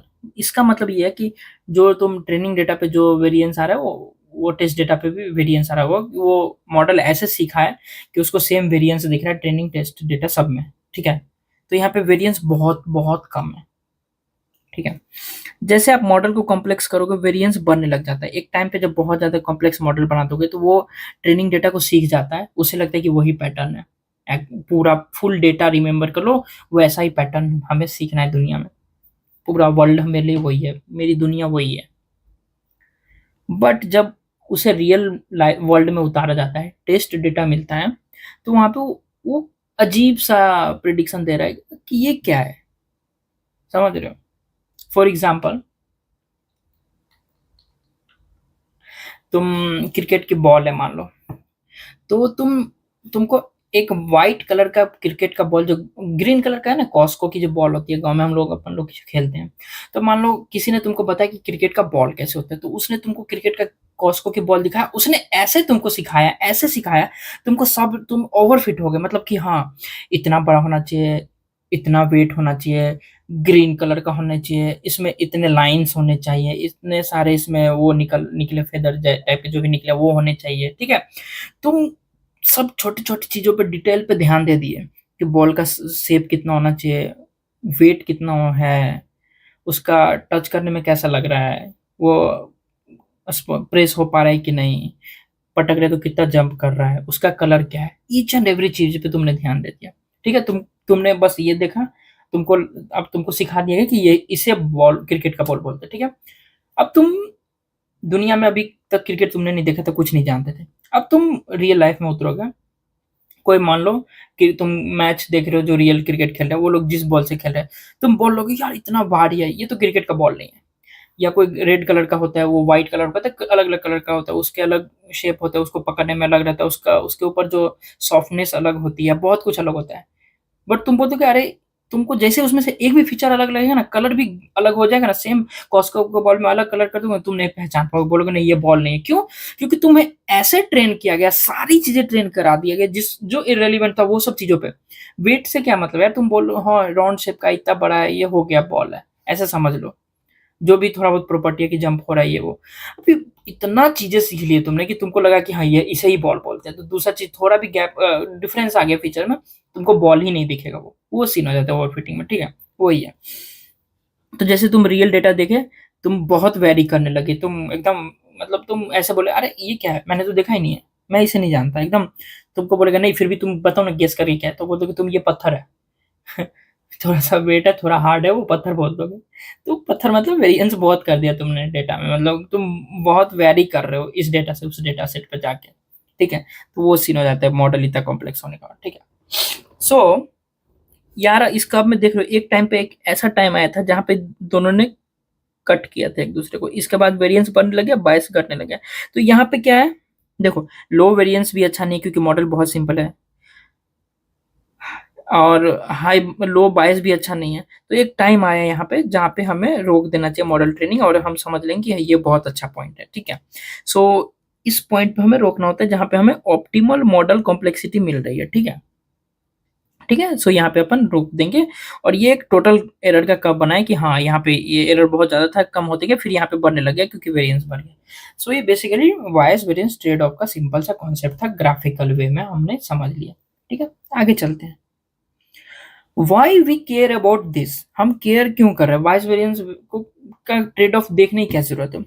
Our goal is not only to minimise training error, हमारा ये गोल नहीं है केवल कि ट्रेनिंग एरर को मिनिमाइज करना है, मेन गोल क्या है हमारा कि वो एक्सपेक्टेड टेस्ट डेटा सेट पे भी एक्सपेक्टेड एरर दे जो ट्रेनिंग में दिया है। Expected test error, generalise error, ऐसा एरर जो ट्रेनिंग पे भी जैसे बिहेव कर रहा था टेस्ट डेटा पे वैसे ही बिहेव करना चाहिए।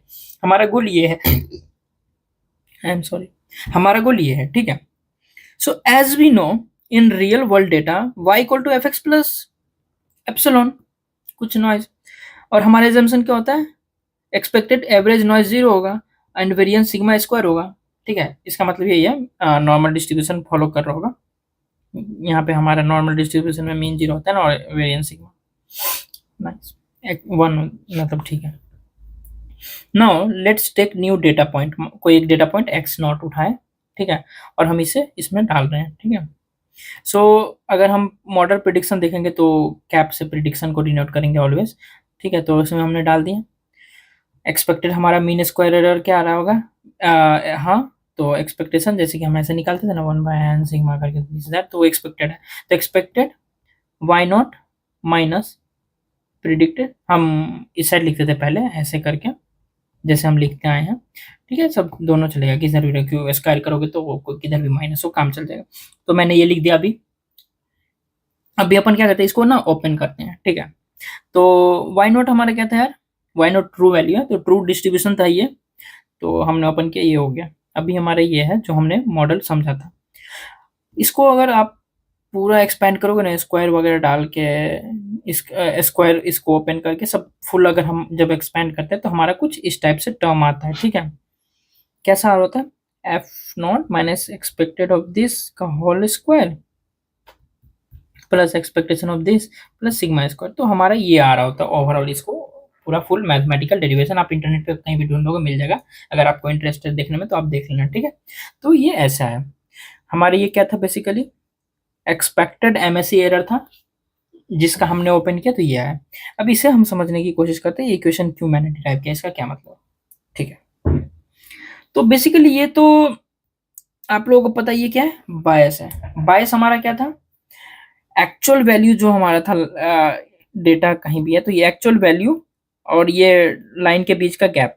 ठीक है, सो एक्चुअल वैल्यू हमारा क्या है, एफ एक्स नॉट, उसमें से प्रिडिक्टेड वैल्यू क्या है, ये है, तो इनके बीच का गैप हमारा क्या है, बायस, और ये स्क्वायर, इसलिए हम बायस स्क्वायर लिख रहे हैं। तो बायस तो सिंपल है, दोनों के बीच का एक्चुअल और प्रिडिक्टेड के बीच का गैप है, सिंपल सब्ट्रैक्शन। ठीक है, ये टर्म क्या है यार, वेरिएंस है। वेरिएंस आप लोगों को पता है, वेरिएंस इक्वेशन पता होगा, वेरिएंस ऑफ एक्स कैसे लिखते थे हम लोग, एक्सपेक्टेशन इसके अंदर x minus expectation of x का होल स्क्वायर। ठीक है, ऐसे करके हम लोग लिखते हैं वेरिएंस, आपको इक्वेशन पता होगा तो।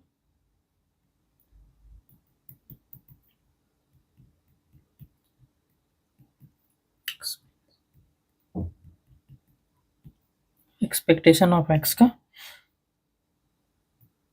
Whole square. ठीक है, ये हमारा वेरिएंस होता है।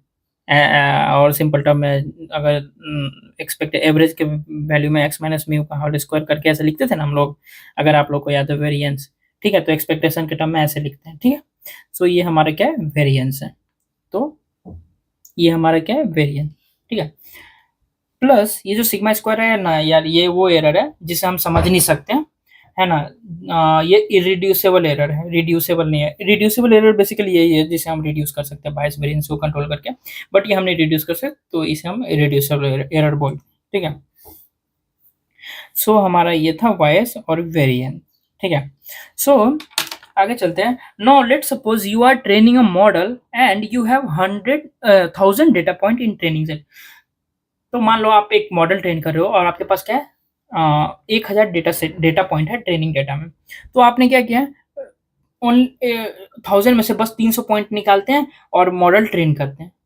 ठीक है, ट्रेन कर लिया, फिर उसके बाद 1,000 में से फिर से 300 पॉइंट, लाइन से नहीं, रेंडमली 300 पॉइंट निकाल रहे हैं। ठीक है, ऐसे करके हमें टोटल के टाइम्स, के कुछ भी हो सकता है, 10 बार, 20 बार, 25 बार, मान लो के इक्वल टू 15 है, तो हमने 15 बार 300 पॉइंट रेंडमली पिक किया और हर एक 300 पॉइंट पे मॉडल ट्रेन किया, तो हमारे पास 15 मॉडल आ गए। ठीक है, but same data training data में से रेंडमली पिक किया ना, तो 15 मॉडल आए।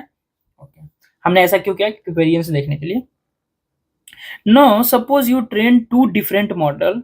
ठीक है, तो हम के मॉडल ट्रेन करेंगे। अभी यहाँ पे हम बस व्हाट, ठीक है, इस पे अपन अगेन टेक, ठीक है, इसमें हम आगे आते हैं। अभी यहाँ पे एक सिंपल से एग्जाम्पल से पहले मैं समझाता हूँ।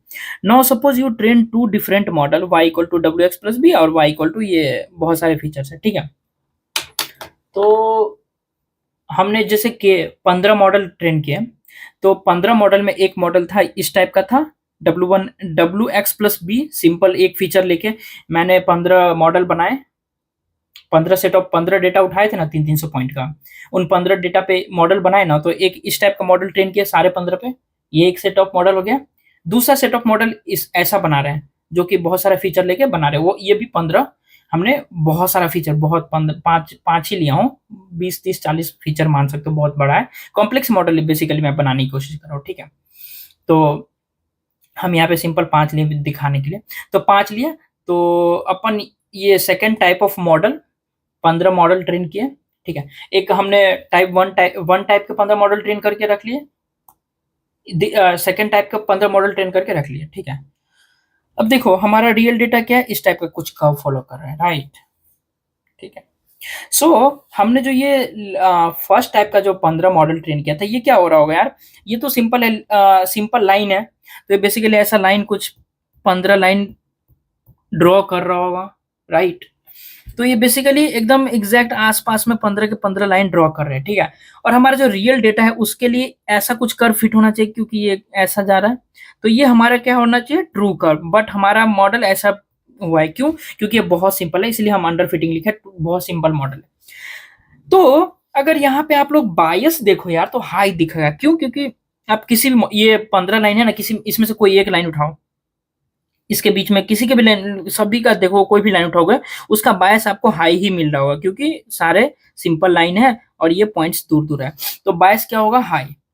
अब वेरिएंस यहाँ पे कम है, क्यों, क्योंकि ये जो 15 के 15 मॉडल है ना, सारे एकदम आसपास में, एकदम बहुत पास में ही है, तो इनके बीच का वेरिएंस बहुत कम है, सारा मॉडल का आप एवरेज भी लोगे तो बहुत नजदीक ही दे रहा है सारा, लाइक नियरली प्रिडिक्शन दे रहा है किसी भी पॉइंट के लिए, सभी आसपास के, अगर इसने प्रिडिक्ट किया इस पॉइंट के लिए, इसने 1 दिया तो ये 1.1 दे रहा होगा, 0.9 दे रहा होगा, मतलब सब आसपास प्रिडिक्शन दे रहा है, तो वेरिएंस कम है, क्यों, क्योंकि अभी हम वेरिएंस यहाँ पे कैसे चेक कर पा रहे हैं, क्योंकि मैंने बोला था ना कि डिफरेंट डिफरेंट डेटा पे, इसीलिए मैंने डिफरेंट डिफरेंट डेटा सेट आपको एग्जाम्पल के लिए समझाया, सेम ट्रेनिंग डेटा में से छोटे छोटे डिफरेंट डिफरेंट डेटा सेट उठाए, बहुत सारे रेंडमली, उन सब पे ट्रेन किया, और उन सब ट्रेनिंग का जो अगर मॉडल बना है वो अगर नियरली सारे सिमिलर परफॉर्म कर रहे हैं ओवरऑल, तो वेरिएंस कम है, वेरी बहुत कम कर रहा है हमारा मॉडल, इसलिए वेरिएंस कम है, ठीक है। बायस आते हैं क्योंकि टू सिंपल मॉडल, ठीक है। नेक्स्ट देखते हैं यार, बहुत ही ज्यादा फीचर था, ठीक है। तो इसमें क्या होगा, बहुत ज्यादा फीचर्स था, तो ये ओवर फिट करेगा, सारे पॉइंट याद ही कर ले रहा होगा, तो देख सकते हो आप, ट्रू तो ये ग्रीन वाला होगा, ठीक है। अगर अपन रेड लेते हैं, तो रेड वाला देखो ऐसे करके आ रहा है, जो भी है, ठीक है। फिर जूम कर दूं क्या, हम्म देखो, फिर अगर ये देखो ब्लू वाला इस टाइप से आ रहा है, दूसरा दूसरा इस टाइप से आ रहा है, ठीक है। तो ये बेसिकली पूरा एकदम सारे डेटा पॉइंट से पास होने की कोशिश कर रहा है, जैसे कि हम्म, ऐसा है, तो एक मॉडल ऐसे करके पास हो रहा है, ठीक है, दूसरा मॉडल ऐसे करके पास हो रहा है, ठीक है।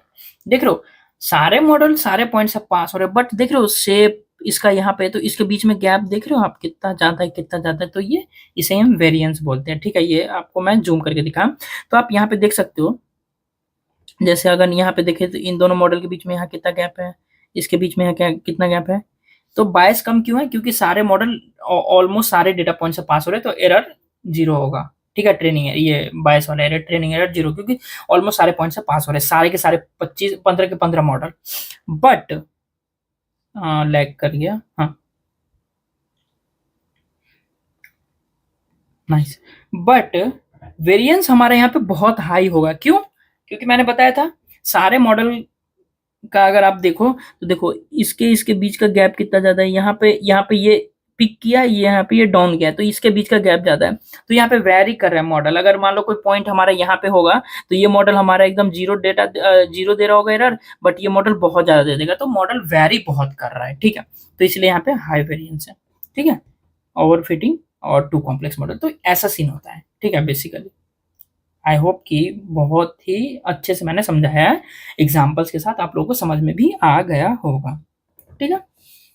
तो बायस क्या था, वही था, एक्चुअल में से प्रिडिक्टेड को घटाना, difference between actual data and average prediction of all the models. ठीक है, के मॉडल्स जितने भी मॉडल था उन सबका एक्चुअल जो एवरेज प्रिडिक्शन था एक्चुअल डेटा में से घटाएं तो वो हम बायस बोलेंगे, जो कि हमारा सिमिलर था वो सिंपल मॉडल में, और कॉम्प्लेक्स मॉडल में बहुत कम था क्योंकि वो सारे डेटा फिट करता था। वेरिएंस क्या था यार? सो ये आप इसको समझना, ये एक्चुअल डेटा में से मॉडल के प्रिडिक्शन को घटा रहे हैं। ये क्या है यार? डिफरेंस बिटवीन कोई एक मॉडल पकड़ो, वन मॉडल का prediction and expected value of all our model prediction. तो वेरिएंस अगर आपको समझना है तो आप ऐसे देख सकते हो कि कोई एक मॉडल पिक पकड़ा, जैसे ना एक्स माइनस में हो, तो कोई भी एक मॉडल पकड़ो, वो जैसे यहाँ पे उठ रहा था ना पिक, तो मान लो मैंने ये मॉडल पकड़ा, तो इसका हम देख रहे हैं प्रिडिक्शन, और उसके बाद जो भी सारे मॉडल है उनका प्रिडिक्शन, तो उनका सारे मॉडल का एक्सपेक्टेड यानी कि एवरेज प्रिडिक्शन, तो मान लो इस लाइन पे आ रहा है तो वो ये आ रहा होगा एक्सपेक्टेड प्रिडिक्शन, बट ये एक सिंगल मॉडल था हमारा, इसको हम कंपेयर कर रहे हैं इस मीन के साथ। अब मीन क्यों लिए? मैंने बताया ना एक्सपेक्टेड है, तो एक्सपेक्टेड के साथ, तो देख लो यहाँ पे पिक यहाँ पे पिक, तो एरर आ रहा है, बहुत हाई एरर आ रहा है। अगर इस सेंस में आप लोग समझने की कोशिश करो कि मीन लो सारे मॉडल का, एवरेज लो, और किसी भी कोई भी एक 15-20 मॉडल जितने ट्रेन कर कोई भी एक पकड़ो, और फिर आप एरर निकालोगे ना तो बहुत ज्यादा एरर दिखेगा यहाँ पे। इसीलिए इसे बोलता है हाई वेरिएंस, क्योंकि ये डेटा डिपेंडेंट होता है। वेरिएंस ना डेटा पे डिपेंडेंट करता है, डेटा अगर चेंज किया तो वेरिएंस चेंज होगा। ठीक है, ये सीन है यहाँ पे। बट बायस में तो ऐसा सीन है, आप सारे मॉडल का एवरेज भी लोगे तो एकदम बीच से एक लाइन पास हो रहा है, कोई भी मॉडल पकड़ो उसके बीच में जो यहाँ पे बायस आ रहा होगा वही ओवरऑल के साथ भी सीन था, तो इसलिए ऐसा सीन है। ठीक है, इसे आप समझने की बहुत अच्छे से कोशिश करना है, बहुत इंपॉर्टेंट है, कंफ्यूजिंग है बहुत। ठीक है, सो ये अपन ने कर लिया। अब हमें क्या करना है? Regularisation in linear regression. अब ये क्या होता है? ठीक है, सो रेगुलराइजेशन बेसिकली क्या है यार? ये हेल्प करता है ओवरफिटिंग से। ठीक है, जब ओवरफिटिंग का इशू हो तो हम इसका यूज करते हैं, तो वो उसे कम कर देता है। ठीक है, ये हम रेगुलराइजेशन मतलब हमारे मॉडल को जनरलाइज करने में हेल्प करता है रेगुलराइजेशन। ठीक है, so mostly it happen due to non linear features get higher weight. तो हमारा मॉडल बेसिकली ओवरफिट क्यों हो जाता है?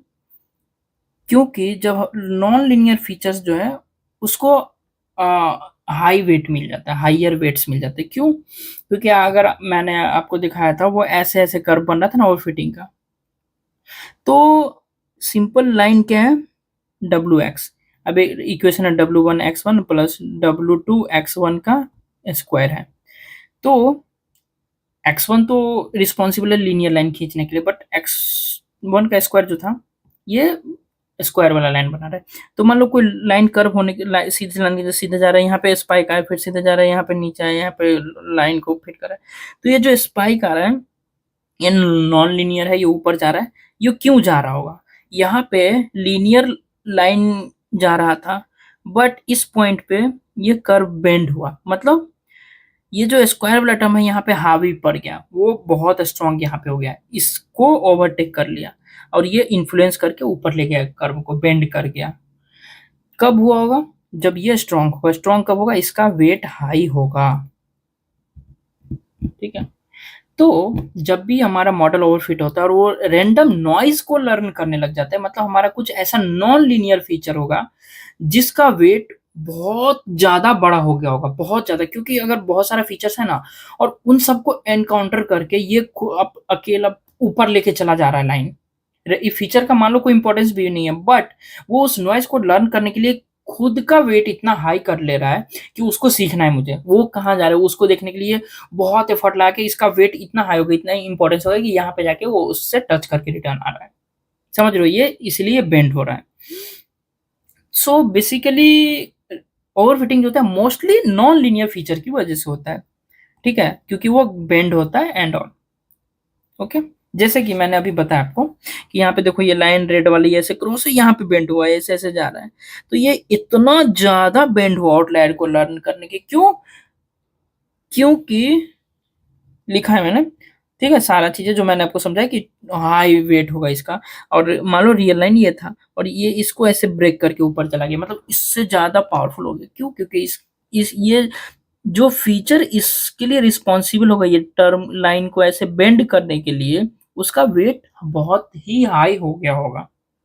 ठीक है, सेम चीज़ लिखे है। फॉर एग्जाम्पल x3 10,000 मिल गया उसका W, W1 x3, W1 x3 x cube है, तो यहाँ पे क्या होगा, 10,000 x क्यूब होगा, तो x क्यूब का देख लो इम्पोर्टेंस 10,000 है, तो ये स्पाइक कर गया। और मान लो उसके साथ दूसरा फीचर है, उसका वेट्स 2, 3, 5, 10, 15 ऐसे है, तो ये बहुत हाई है, तो ये boom.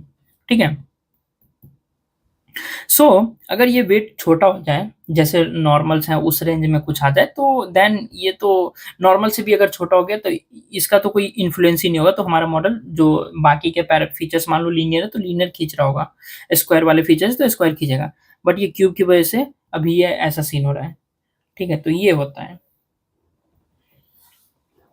Next point, but model also overfit when we have only linear feature. ठीक है, मैंने अभी बताया कि नॉन लीनियर फीचर है तो स्पाइक क्रिएट किया, बट ऐसा नहीं है। लीनियर फीचर जब होगा ना, उस टाइम पे भी मॉडल ओवरफिट हो जाता है। क्यों? मान लो बहुत ज्यादा नॉन लीनियर फीचर आपके पास, but too many features even more than the number of data, जैसे कि मैंने बताया था कर्स ऑफ डायमेंशनलिटी वाला, कि आपके पास डेटा कम है, उससे ज्यादा फीचर हो गया। ठीक है, फीचर्स को अगर आप कंबाइन करके स्पेस बनाओ, उस पर सारे पॉइंट्स आ जा रहे हैं, इसका मतलब आपके पास डेटा कम है। सो अगर आपके पास डेटा कम है, फीचर बहुत ज्यादा हो गए, तो भी नॉन लीनियर। क्यों? क्योंकि हो सकता है आपके पास डेटा भले ही कम है, बट उसमें कुछ ना कुछ आउटलायर नॉइस होंगे, बट आपके पास इतने ज्यादा फीचर्स है कि उस पे से वो प्लेन पास कर दे रहा है। मतलब जो भी उसका हाइपर प्लेन बनेगा, हायर डायमेंशन में हम हाइपर प्लेन, 2 डायमेंशन में लाइन बोलते हैं, 3 डायमेंशन में प्लेन, और मल्टी उससे ज्यादा ऊपर जाएंगे तो हाइपर प्लेन बोल देते हैं। ठीक है, सो वहां पे क्या हो रहा होगा, जितने भी पॉइंट है सबसे ये हमारा हाइपर प्लेन पास हो रहा होगा, सभी को एकदम एग्जैक्ट पास हो रहा होगा, तो एरर जीरो आ गया ट्रेनिंग पे। बट वो उस चक्कर में क्या है, जो प्लेन का मान लो ऐसे होना चाहिए था एकदम स्ट्रेट, मान लो ऐसे सारे पॉइंट्स एक्चुअल पैटर्न थे, बट कुछ नॉइज इधर था, सो ये ऐसे करके चला गया टेढ़ा। तो एक्चुअल जब टेस्ट डेटा पे, क्योंकि जो पैटर्न था उस उधर आ रहा होगा टेस्ट डेटा पे, तो यहाँ पे खराब परफॉर्म होगा। सो ये सीन होता है, तो हाई डायमेंशन में भी ऐसे जा सकता है। ठीक है, तो ये क्या करेगा बेसिकली, रेगुलेशन यहाँ पे जो अननेसेसरी वेट है ना, मतलब अननेसेसरी फीचर्स जिस वजह से ये ऐसे जा रहा है, उस फीचर्स का वेट कम कर देगा, है ना। तो ये बेसिकली डेटा वेटा देख के ही ऐसे करता है, तो बेसिकली उस वेट को रिड्यूस कर देगा, जिस वजह से हमारा प्लेन ऐसे से ऐसे हो गया ना, ऐसे सीधे जाने की जगह थोड़ा तिरछा होकर जा रहा है ना, तो ये कौन सा ऐसा फीचर है जो इसको इन्फ्लुएंस किया, उसको ये वेट कम कर देगा, तो फिर ये अपना सही जगह पे आ जाएगा। ऐसा होता है। ठीक है, तो आप समझ गए, कॉम्प्लेक्स फीचर की वजह से, पॉलिनोमियल फीचर की वजह से होता है, नॉन लीनियर फीचर की वजह से, और लीनियर फीचर की वजह से होता है। कब होता है वो मैंने बता दिया। ठीक है, कर्स ऑफ डायमेंशन हम बताया, मैं बाद में पढ़ाऊंगा अच्छे से। ठीक है, अभी देखते हैं तो इसका सोल्यूशन क्या है। जो हमने देखा है ये सब कुछ कुछ इशू हो गया ओवरफिटिंग का, उसका सोल्यूशन क्या है, तो रेगुलेशन था। रेगुलराइजेशन आप कितने टाइप के होते हैं, बेसिकली 3 टाइप्स, एमएल में हम लोग पढ़ेंगे। रीज, लासो, इलास्टिक नेट। रीज को हम लोग L2 रेगुलराइजेशन भी बोलते हैं, स्क्वायर वाला होता है, इसलिए इसको L1 रेगुलराइजेशन भी बोलते हैं लासो को। ठीक है, तो 1 बाय 1 हम इसे पढ़ेंगे। ठीक है, तो पहले देखते हैं रीज रेगुलराइजेशन। तो रेगुलराइजेशन क्या है यार, रेगुलराइजेशन टर्म जो है वो हम बेसिकली लॉस फंक्शन जो था ना उसके साथ ऐड कर देते हैं। ठीक है, तो हमारा मान लो एमएससी का ये था इक्वेशन, इसमें हम ऐसे किए लेमडा समेशन डब्लू स्क्वायर। ये डब्लू क्या है, नंबर ऑफ पैरामीटर्स जो हमारे मॉडल में होंगे, और जे इसलिए लिखा है डी, डायमेंशन मतलब कितने पैरामीटर्स है उतने, और ये लेमडा, ये लेमडा क्या है, हाइपर पैरामीटर, इसे हम चेंज कर सकते हैं 0.1 या 1 या 10 या कुछ भी रखो। ये रेगुलराइजेशन टर्म है, ये जितना हाई रखोगे मॉडल उतना ज्यादा रेगुलराइज्ड हो जाएगा। तो ये अगर बहुत हाई रख दोगे ना, तो हमारा मॉडल बहुत ही सिंपल हो जाएगा, बहुत ही ज्यादा एरर आएगा, बायस बहुत हाई हो जाएगा, क्योंकि मॉडल पूरा सिंपल हो गया। तुम ही सोचो ना, रेगुलेशन हायर इनफाइनाइट रख दोगे तो हमारा लॉस क्या आ रहा होगा, इनफाइनाइट ऑलवेज। तो इसलिए ये डब्लू लर्न ही नहीं करेगा, जो शुरू में था वही था, इसलिए वो सिंपल एकदम बहुत सिंपल मॉडल हो गया।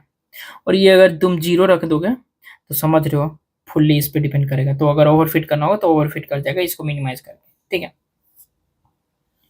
सो यहाँ पे क्या है यार, स्क्वायर है, तो स्क्वायर क्या है यार, due to square it penalise higher weights aggressively. तो ये जो हायर, जो बहुत बड़ा वेट होगा ना, उसको अग्रेसिवली पिनलाइज मतलब बहुत ज्यादा स्पीड से घटाएगा। तुम ही सोचो ना, 100 का स्क्वायर करोगे 10,000, कोई भी वेट को 100 का स्क्वायर है तो वो 10,000 से रिड्यूस कर रहा है, और कोई वेट 2 है तो 4 से रिड्यूस कर रहा है। तो ये बड़े वेट्स को ज्यादा स्पीड में नीचे करेगा, छोटे वेट को भी नीचे करेगा, छोटे वेट को धीरे धीरे गिराएगा, बड़े वेट को बहुत नीचे स्पीड में गिराएगा, क्योंकि स्क्वायर टर्म है, ठीक है। ओके, अब हम इसे समझते थोड़ा एग्जाम्पल के साथ न्यूमेरिकली। तो मान लो हमारे पास दो वेट है, W1X, W1 है, W2 1000 है। तो बेसिकली ये ओवरफिट करने के कारण मैंने इसका ज़्यादा वेट लिया है कि हम समझ सके कि ये नॉन लीनियर है और ये हमें ओवरफिट करवा रहा है। और हम रेगुलेशन सिंपल के लिए अभी 1 लेके चल रहे हैं। तो हमारा लॉस फंक्शन ये बन रहा होगा स्क्वायर W1 W2 का, और ये x1 W1 x2 W2 minus y। Case 1 क्या है यार, W1 पे भी चर्चा करते हैं। सो केस 1 में क्या, W1 को तुम या तो बढ़ाओगे या तो घटाओगे। मान लो 1 से 10 कर दियो, एकदम बहुत ज्यादा बढ़ा दियो, और घटा दिए 1 से 0.1, 10 टाइम्स बढ़ा रहे हो, 10 टाइम्स घटा रहे हो, इतना बड़ा जंप ले रहे हो वेट में, बट ये वेट छोटा है।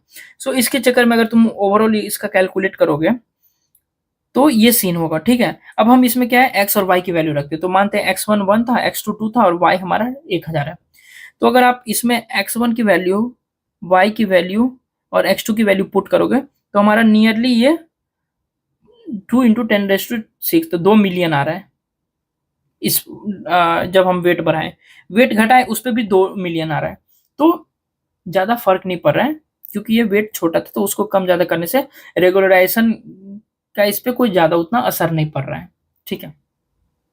तो यहाँ पे देख लो आप पिनलाइज इसको ज्यादा नहीं कर पाए, क्योंकि वो नियरली सिमिलर सा आ रहा है एरर, ओके। तो वो नॉर्मल फ्लो में चल रहा होगा। बट अगर अपन बात करें W2 की, जो कि बहुत बड़ा है, उस पे अगर चले केस 2 पे, तो मान लो W2 को 1000 से 1100, बस 100 इसमें इंक्रीज किया, ज्यादा नहीं। उसमें तो 10 टाइम्स 1 से 10 कर दिए थे, यहाँ अगर 1000 से 10,000 करेंगे तो और बड़ा जंप आ रहेगा। बट अपन बस 100 बढ़ा रहे और 100 घटा के देखते हैं, ठीक है। तो अगर आप 100 बढ़ाओगे तो ये सीन हो रहा होगा, आप इक्वेशन में पुट कर देना x और w का वैल्यू, ठीक है। सो अगर हम 100 बढ़ाएंगे तो हमारा ओवरऑल जो आ रहा है वो 2.6 मिलियन है, 2.6 मिलियन आ रहा है, ठीक है। और ये 100 घटा रहे हैं तो हमारा 1.4 मिलियन, मतलब समझ लो नियरली आधा हो रहा है, समझे आप लोग। तो देख लो वेट को अगर आप 100 से घटा रहे हो तो ये एकदम नियरली आधा, मतलब बहुत ज्यादा छोटा कर दिया, 26 लाख से 14 लाख पे ले आया। तो ऐसे करके पिनलाइज कराया, वहां पे वो नियरली सिमिलर ही था, बहुत कम पिनलाइज किया था, क्योंकि ये टर्म बड़ा ऑलरेडी था, तो वो W1 पे कोई फर्क नहीं पड़ा। बट W2 को ये बहुत घटिया तरीके से नीचे लाया है, ठीक है। सो ये सीन होता है, हाइयर वेट को बहुत ज्यादा नीचे ले आता है ये, इसीलिए हम लोग L2 यूज करते हैं। तो वो जो स्पाइक आ रहा था सर्टेन नॉन लीनियर फीचर की, तो उसका वेट कम कर देगा, तो उसका इन्फ्लुएंस थोड़ा कम हो जाएगा। मान लो ऐसा है ट्रू लाइन, और ये कुछ स्पाइक ऐसा मार रहा था, तो अभी हम रेगुलराइज कर देंगे ना, तो ये कुछ ऐसा आएगा। और ज्यादा रेगुलराइज करोगे तो ये एकदम लाइन पे बैठ जा रहा होगा, अगर बहुत कम कर दोगे तो इसका। बट एक्चुअली रेगुलराइज बहुत ज्यादा कर दोगे तो तुमको लगेगा इसका 0 कर देगा, नीचे कर देगा, बट बाकी के टर्म के भी रिड्यूस करता है, इसलिए बहुत ज्यादा रेगुलराइज नहीं कर देंगे, नहीं तो सारे ओवरऑल फीचर्स का वेट ये कम करता है, तो उसका भी कम कर देगा, तो और मॉडल बहुत सिंपल हो जाएगा, ठीक है। सो बेसिकली एक सर्टेन लेवल तक हम कम करते हैं, वो आप लोग चेक करोगे वैलिडेशन टेस्ट ट्रेनिंग और वैलिडेशन एरर देख के हम लोग चेक करते हैं, and regulation term hyper parameter तो चेंज करते रहते हैं और देखते हैं कहाँ कैसा सीन बैठ रहा है, ठीक है।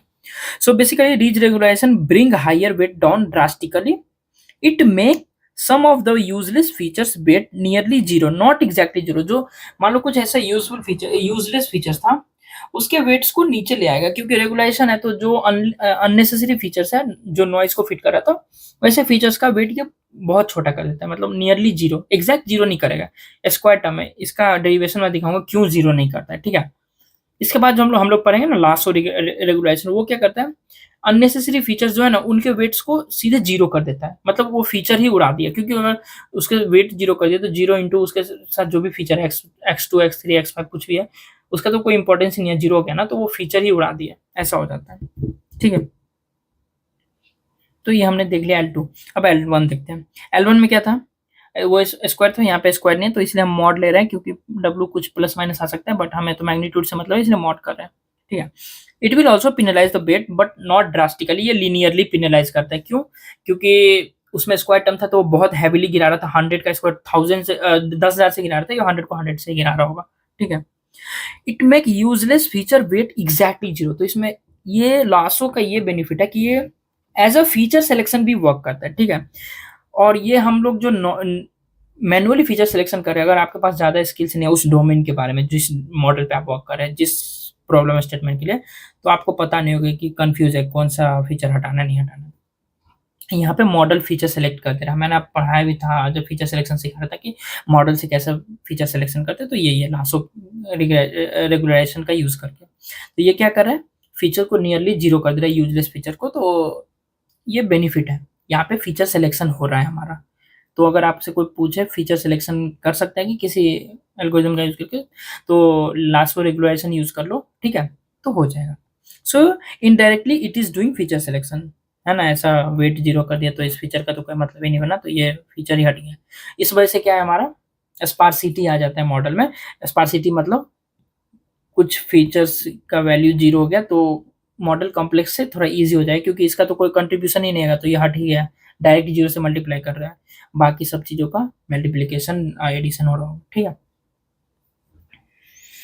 अब समझते हैं यार, how lasso make exactly zero but ridge can not. Ridge नहीं करता है बट लासो करता है, कैसे कर लेता है ये, अब हम समझते हैं कुछ मैथमेटिकल कैलकुलेशंस। ठीक है, तो for let suppose y equal to W X. ठीक है, मानो y इक्वल टू हमारे पास डब्ल्यू एक्स है, तो एरर क्या हो रहा होगा, डब्ल्यू एक्स माइनस वाई का होल स्क्वायर। तो रीज का देखें तो इसमें हम लेमडा डब्ल्यू स्क्वायर करेंगे, एक फीचर लेके अभी चल रहे समझाने के लिए। ठीक है, तो ये ऐसा रीज आ रहा होगा। ठीक है, तो अब अपन क्या करेंगे, हमारा गोल क्या होता है, ऑप्टिमल वेट फाइंड करना, ऑप्टिमल डब्ल्यू।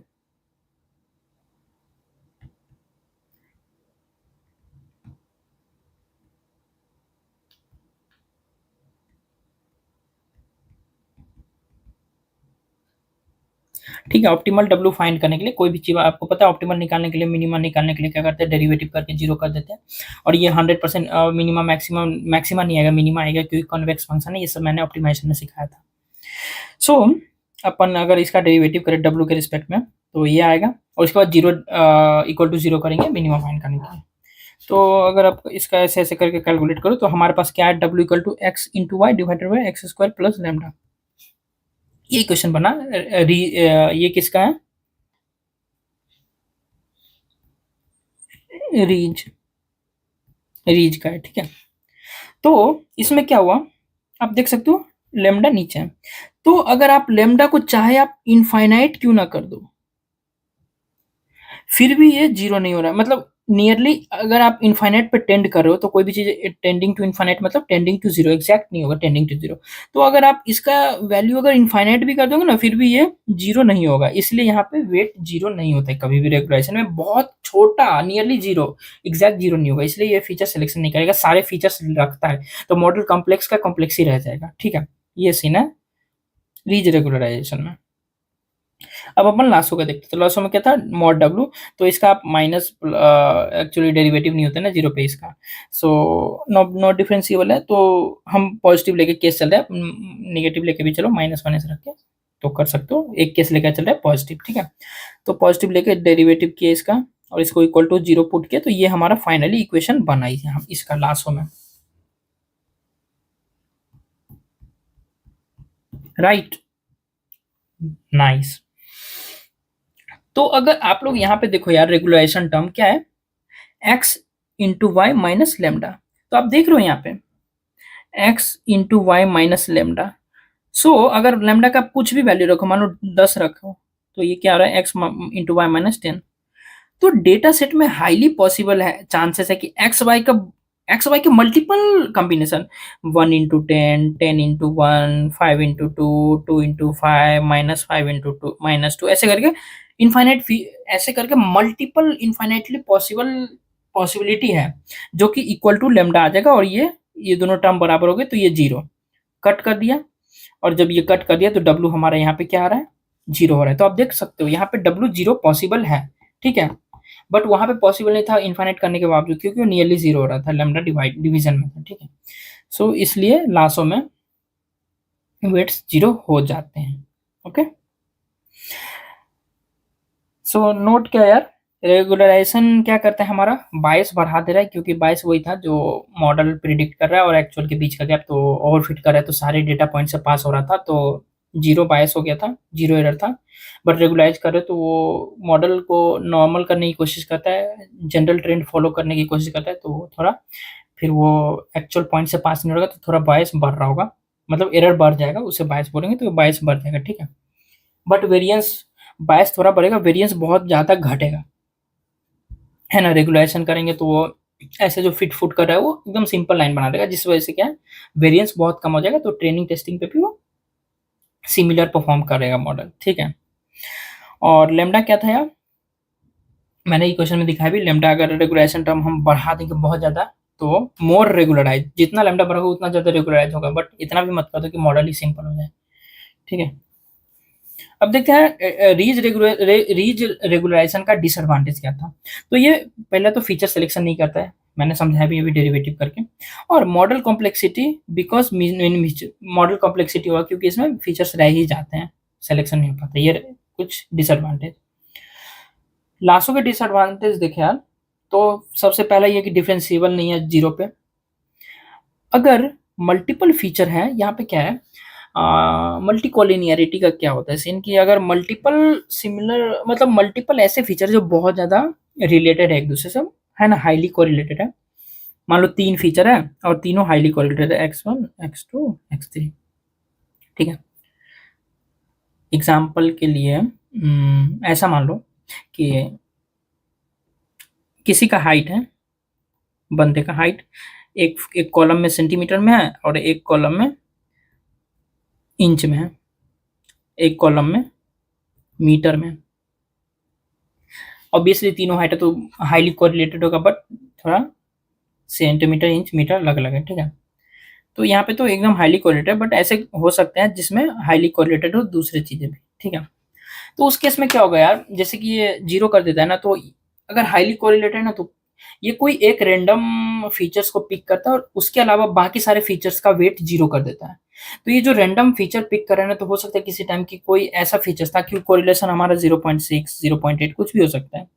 तो मान लो एक फीचर x1 था x2 था, इनके बीच में कोरिलेशन था 0.8, इसने इसको उड़ा दिया, 0 कर दिया, बट हो सकता है कि वो ज्यादा इंपॉर्टेंस रख रहा था, तो थोड़ा रेंडमनेस आ सकती है, या फिर मॉडल इंटरप्रिटेबिलिटी में रॉन्गनेस आ जाएगा, क्योंकि तुम देखोगे अरे इसका तो 0 है, मतलब ये तो यूजलेस फीचर है, बट ऐसा नहीं है। जैसे सेंटीमीटर मीटर और इंच वाला हमने हाइट देखा, मान लो उसने सेंटीमीटर पिक किया, मीटर और इंच वाले को 0 कर दिया, तो हम अगर इंटरप्रेट कर रहे होंगे, कोई बंदा इंटरप्रेट करेगा मॉडल, तो वेट देखेगा अच्छा इंच वाले का तो 0 है, मीटर का 0 है, तो ये फीचर्स यूजलेस है, इसका तो कोई यूज नहीं। बट ऐसे तो नहीं है, सिमिलर ही है, तो वो थोड़ा इंटरप्रिटेबिलिटी इशू आता है, फिर रैंडम फीचर सेलेक्ट कर लेता है और बाकी को 0 कर देता है हाईली कोरिलेशन में, तो ये इशू है इसका। ओके, तो इन दोनों में कुछ ना कुछ इशू था। अब देखते हैं हम लोग next last elastic net regulation, ये क्या करता है, उन दोनों का एडवांटेज जो था उन दोनों में, उन दोनों के एडवांटेज को यूज करता है। ये बेसिकली कुछ नहीं, दोनों का कॉम्बिनेशन है, दोनों रेगुलेशन टर्म, दोनों के साथ कुछ रेगुलेशन टर्म लैम्डा 1 लैम्डा 2 डालो, और ये स्क्वायर और ये L1 और ये L2, ठीक है, और बस दोनों का एडवांटेज ये यूज करता है और कुछ नहीं है, ठीक है। तो यही था, लीनियर इक्वेशन अच्छे से खत्म हो गया, मैंने सारी चीजें अच्छे से डिटेल में पढ़ा दिया, बहुत कुछ पढ़ा है, बहुत कम टाइम में पढ़ा है, बट इतना चीज मेरे को सोचने में, कंटेंट बनाने में, फाइंड करने में काफी टाइम लग गया, इसलिए ये वीडियो थोड़ा लेट भी आया है, ठीक है। बहुत ज्यादा टाइम लगता है ये सब बनाने में, कि कितना सिंपली आपको समझा पाऊँ, कहाँ मैथ बताना है, कहाँ नहीं बताना है, कितना अच्छे से बताना है डिटेल में, इसमें टाइम लगता है, ठीक है।